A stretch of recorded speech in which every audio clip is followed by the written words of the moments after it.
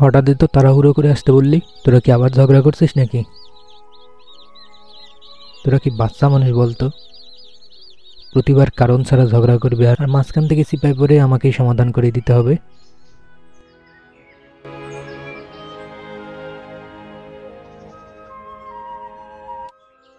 আমি দোটানায় ভুগতেছি। মানে? তুই তো রাব্বির আর আমার সম্পর্কের ব্যাপারটাই সবটাই জানিস। আমাদের দীর্ঘ 5 বছরের রিলেশন। হ্যাঁ, তো কি হয়েছে? আমি চিট করে ফেলছি নিজের অজান্তেই। রাব্বির সাথে সম্পর্কে থাকা অবস্থায় আর একজনের সাথে সম্পর্কে জড়িয়েছি। এখন দোটানায় ভুগতেছি।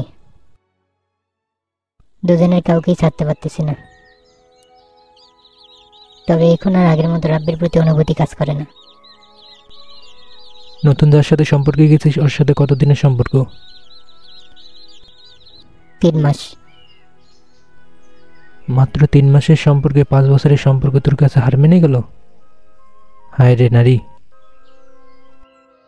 আমি জানি তুই যথেষ্ট বুদ্ধিমতী একটা মেয়ে, এবং আধুনিকও বটে। রাব্বি তোকে প্রচণ্ড বিশ্বাস করে। আশা করি তুই দীর্ঘশ্বাস বুঝিস। কখনো কারো দীর্ঘশ্বাসের কারণ হইস না। মানুষের দীর্ঘশ্বাস খুব খারাপ জিনিস। তুই কাউকে ঠকিয়েছিস, কারো ক্ষতি করেছিস, মানুষের সাথে খারাপ ব্যবহার করেছিস। যে মানুষটা তোকে অন্ধের মতো বিশ্বাস করতো তার বিশ্বাস ভেঙে দিয়েছিস। মনে রাখিস, রাব্বি তোর ওপর কোনো প্রতিশোধ না নিলেও সে যতবার তোর কথা ভেবে দীর্ঘশ্বাস ফেলবে, ততবারই তার আত্মা একটা নালিশ নিয়ে যাবে সৃষ্টিকর্তার কাছে।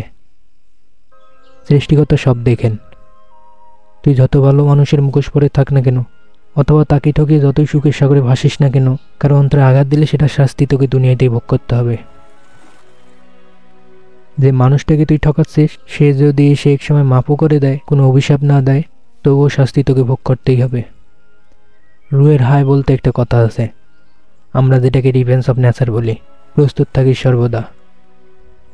মানুষ ছেড়ে দিলেও প্রকৃতি কাউকে সাথ দেয় না। তুই একটা মানুষের বিশ্বাসকে মেরে ফেলেছিস। ভালো থাকিস।